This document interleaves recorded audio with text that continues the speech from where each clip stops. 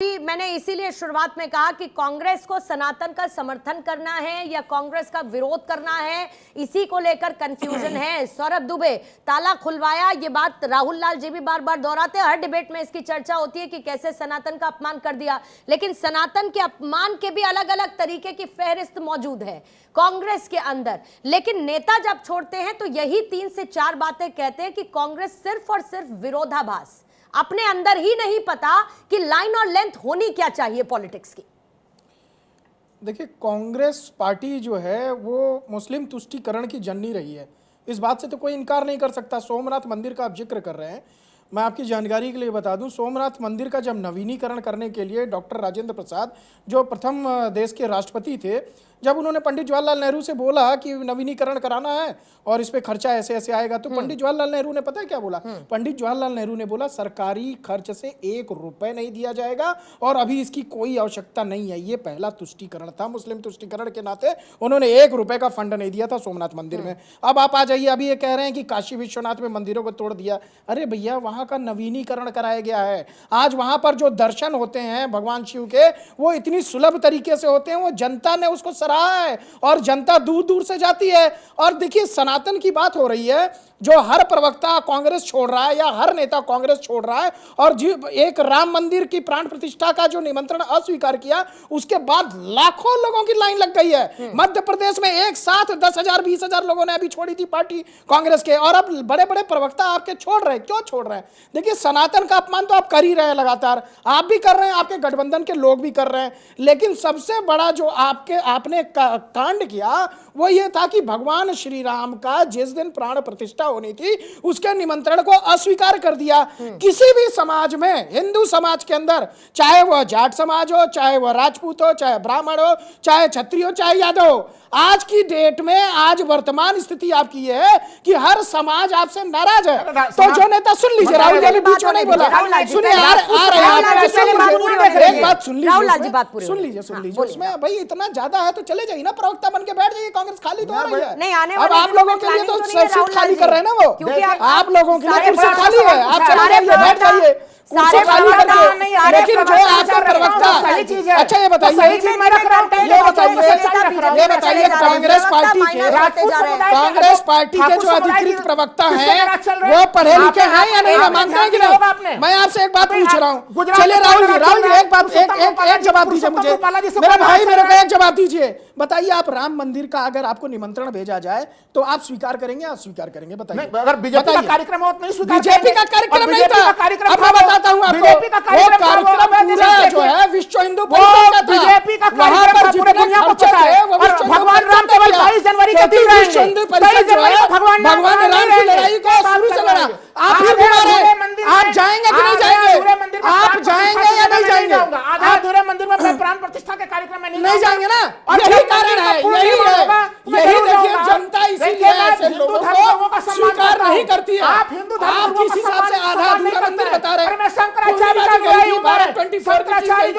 मैं वहां पर गया था, मुझे तो पूरा मंदिर दिखाई दिया, बाकी रही भावना जैसी प्रभु मुहूर्त की आपका भगवान राम अधूरा दिखाई दे रहा है, मंदिर अधूरा दिखाई दे रहा है, लाखों करोड़ों लोगों का भगवान राम पूर्ण दिखाई दे रहा है, उनका बाल स्वरूप।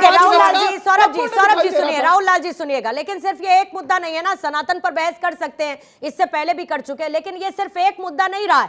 जो पार्टी के लोग, कांग्रेस पार्टी के लोग पार्टी को अलविदा कह रहे हैं, वो बहुत सारे, वो तो आम आदमी पार्टी को लेकर, अरविंद केजरीवाल को लेकर, ये गठबंधन क्यों बना, इसको लेकर भी सवाल उठा रहे हैं, विरोधाभास क्यों है, अलग अलग मुद्दों पर आप लोग सिर्फ और सिर्फ विरोध की राजनीति करते हैं। इन तमाम मुद्दों पर वो बात करते हुए नजर आ रहे हैं, लेकिन इसको डिकोड करना जरूरी है। सुनिए, रुकिएगा सर, राकेश शुक्ला जी के पास एक सेकंड,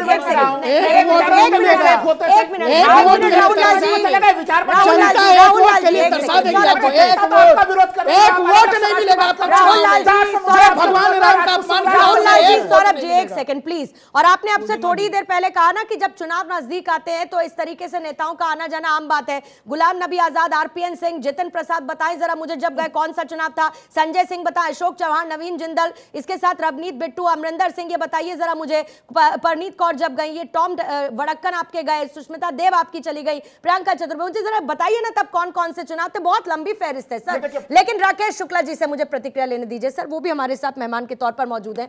राकेश शुक्ला जी, सबसे बड़ी बात यह है कि अब यह भी कहा जा रहा है कि देश के नाम पर बने गठबंधन में देश विरोधी तत्वों को जोड़ लिया गया। क्या आपको लगता है कि कहीं ना कहीं एक बड़ा इंपैक्ट न सिर्फ सनातन विरोधी होने का, बल्कि क्योंकि चुनाव नजदीक हैं, अरविंद केजरीवाल पर जो कार्रवाई हो रही है, आम आदमी पार्टी इनके गठबंधन का हिस्सा है, ऐसे में वो भी कहीं ना कहीं एक मजबूरी या दिक्कत है पार्टी के कुछ नेताओं के बीच कि वो कांग्रेस के साथ अब कदम से कदम मिलाकर नहीं चल सकते और इसीलिए पार्टी को कह रहे हैं गुड बाय। देखिए, जिस समय पर कांग्रेस की सबसे बड़ी गलती ये है कि कांग्रेस यदि अकेले लड़ती तो मुझे लगता है भारत में लोकसभा चुनाव में कांग्रेस का प्रदर्शन बहुत अच्छा होता और इस तरीके की भगदड़ का सामना नहीं करना। कांग्रेस 3 तरह की समस्याओं से पूर्णिमा जी जूझ रही। पहला, कमजोर नेतृत्व, दूसरा आला कमान की स्पर्धा और तीसरा मानसिक रूप से कांग्रेस के शीर्ष नेता मान चुके हैं कि हम 2024 का लोकसभा चुनाव हार रहे हैं। आप हमें ऐसे कोई राज्य बताइए जहां कांग्रेस लोकसभा का चुनाव पूरी मजबूती के साथ लड़ती हुई दिख रही। बहुत सारे जगहों पर उसके पास कांग्रेस के पास संकट ये है कि उसे क्षेत्रीय दलों की तरफ से दी गई सीटों पे लड़ना पड़ रहा है जहां उसका आधार नहीं है। ऐसी स्थितियों में जो कार्यकर्ता 5 वर्ष पार्टी के लिए काम कर रहा है, वो कार्यकर्ता चुनाव के टाइम पे कहाँ जाए? तो जब आपकी विकलांगता आ जाती है पार्टी के अंदर तो कार्यकर्ता भगता है, और कार्यकर्ता वो भी होता है जो पीढ़ियों से इस कांग्रेस पार्टी को सींचा है। चाहे वो चुनाव के टाइम पे भगदड़ की बात की जा रही है, क्या प्रेमा खांडू जब पूरे सरकार को लेके भारतीय जनता पार्टी में शामिल हुए थे तब क्या कोई चुनाव था?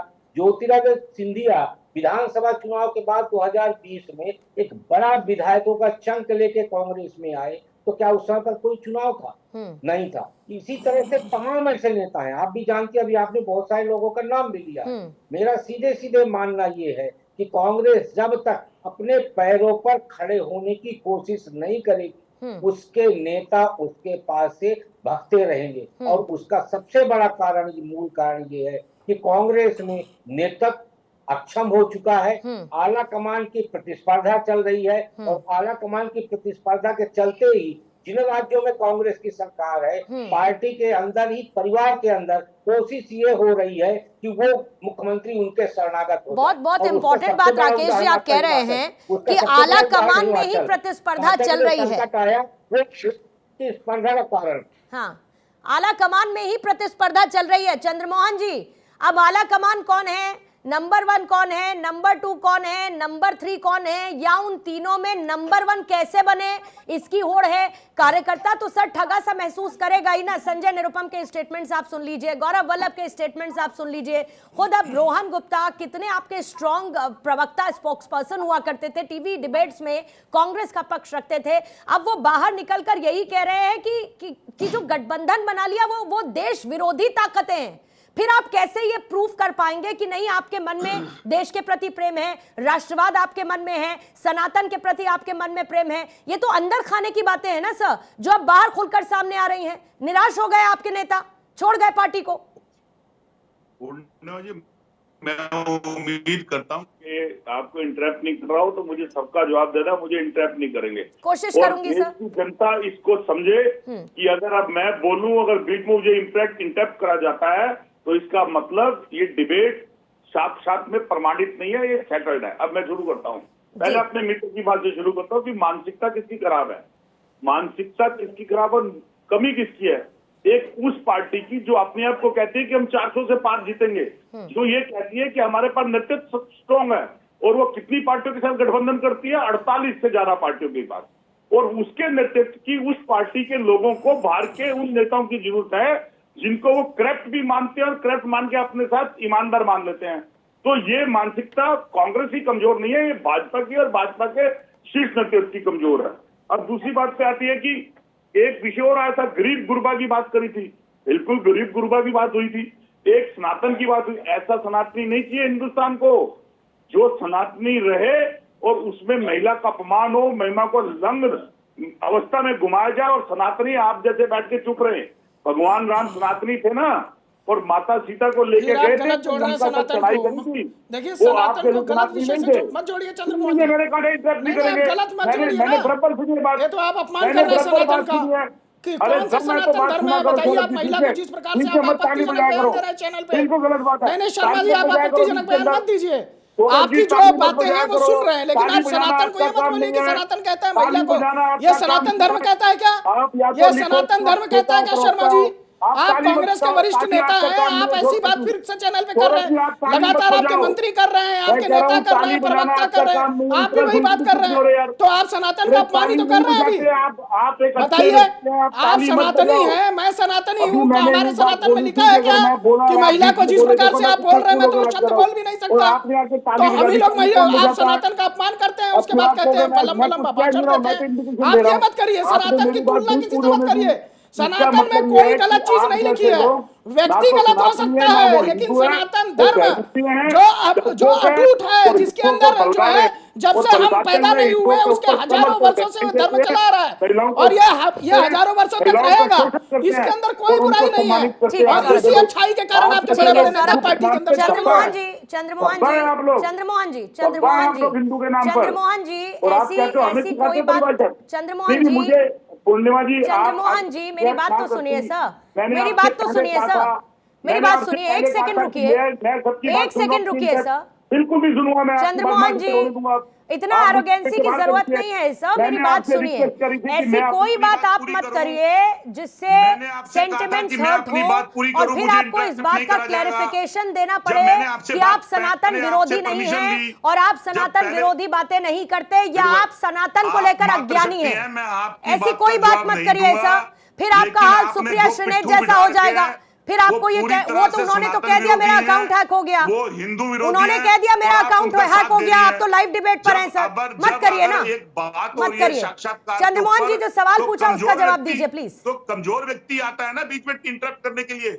मैंने तो बड़े आराम से मेरे नेता के बारे में बोला गया, मेरी पार्टी के बारे में बोला गया, चंद्रमोहन जी मैंने सवाल पर बात करेंगे। जब मैंने इंटरप्ट नहीं करा तो सर सवाल के जवाब पर बात करेंगे, मुझे इंटरप्ट क्यों किया गया? सवाल के जवाब पर बात करेंगे चंद्रमोहन जी, वरना राहुल लाल जी भी जवाब दे सकते हैं। वैसे इस सवाल का कोई दिक्कत नहीं है नहीं, इसमें। आप इंटरप्ट आपको रोकना चाहिए था जब सुनिए जब चंद्रमोहन जी प्लीज अपनी बात का जवाब रखिए सर, प्लीज अपनी बात करिए। देखिए बिल्कुल मैंने वही आपसे कह रहा हूँ कि जब आप बात कर रहे हैं तो सुनिए। आप अगर मेरे नेता के बारे में कहा नहीं, कुछ आप सनातन विरोधी बात करेंगे तो थोड़ी ना सुनेंगे सर यहाँ पर बैठकर सब। सनातन किसी की बबोती नहीं है। अरे तो आपकी भी नहीं है ना सर, अपमान करने की बबौती आपकी नहीं है ना, कि जब आपका मन करेगा तो आप अपमान करेंगे, आपका मन करेगा आपके साथी अपमान करेंगे। सनातन आपकी बपौती भी नहीं है ना, मत करिए फिर, आप सनातन का अपमान मत करिए फिर।